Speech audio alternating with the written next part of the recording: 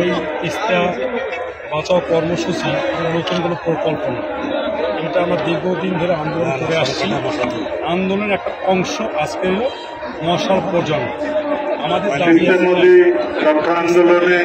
তিস্তা পাড়ের লোকদেরকে আমাদের রক্ষা করতে হবে, আর আমরা সারা জন্য আন্দোলন করছি। কেউ কিন্তু আমাদের আন্দোলনকে সাড়া দেয়নি, সবাই সব সাথে আসে আর আমাদেরকে আশ্বস্ত করে যে হবে হবে। এইভাবে আমাদের জীবন থেকে প্রায় 40-45 বছর চলিয়ে গেছে। আমরা আজকে গ্রাম ছাড়া, বাড়ি ছাড়া, ঘর ছাড়া হয়েছে।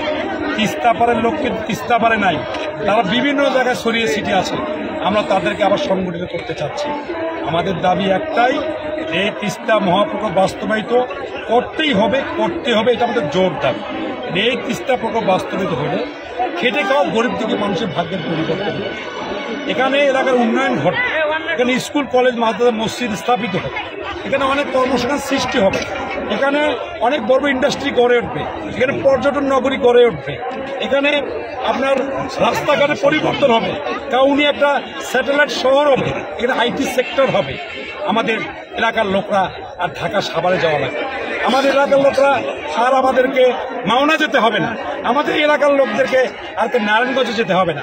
আমাদের এলাকার লোক এখানে এখানে খাবে, এখানে পড়বে, এখানে কাজ করবে, এটাই আমাদের চাওয়া, এটাই আমাদের পাওয়া। ধন্যবাদ আপনাদের। আমাদের সহ-সমন্বয়ক জনাব এমদাদুল হক ভরসার ডাকে আজকে প্রধান সমন্বয়ক আসাদুল হাবিব দুলুর ডাকে 11টি পয়েন্টে এই মশাল প্রজ্বলন অনুষ্ঠান চলছে। এটা আমাদের তিস্তার মেগা প্রকল্প বাস্তবায়নের অবিলম্বে বাস্তবায়নের যে দায়, সেটা আমরা আমাদের দাবি, সেই দাবির আঙ্গিকেই কিন্তু আজকের আমাদের এই প্রোগ্রাম। আমরা এর আগে স্মারকলিপি দিয়েছি, গণমিছিল করেছি, আজকে আমাদের লাস্ট একটা প্রোগ্রাম চলছে। আজকে এটা মশাল প্রজ্বলন করব। এরপরে যদি এই মেগা প্রকল্প, তিস্তা মেগা প্রকল্প বাস্তবায়িত না হয়, তাহলে আমাদের অবশ্যই এই সহ-সমন্বয়ক এবং প্রধান সমন্বয়করা বসে যে কোনো সিদ্ধান্ত নেবে। আমরা তাদের সঙ্গে একাত্মতা ঘোষণা করে কাউনিয়া উপজেলার সর্বস্তরের মানুষ এই মেগা প্রকল্প বাস্তবায়নের জন্য যতদিন পর্যন্ত আন্দোলন করা প্রয়োজন, আমরা ততদিন পর্যন্ত আন্দোলন করব তিস্তা পারে। ধন্যবাদ। মানুষ কয়েকদিন আগেই দেখেছি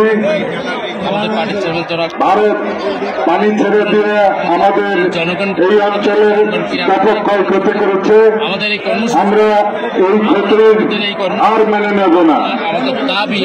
সেই জন্যই সরকারের কাছে আমাদের দাবি, আমরা অনতিবিলম্বে এই তিস্তা পাড়ের মহাপরিকল্পনার কাজ শুরু করতে হবে, না হলে আমরা সহকারী সমন্বয় আমাদের পার্টি মানে দিনের পর দিন যতক্ষণ পর্যন্ত আমাদের দাবি মেনে না নেবে, আমরা একের পর এক আন্দোলন দিয়ে আমাদের দাবি আদায় করব ইনশাল্লাহ।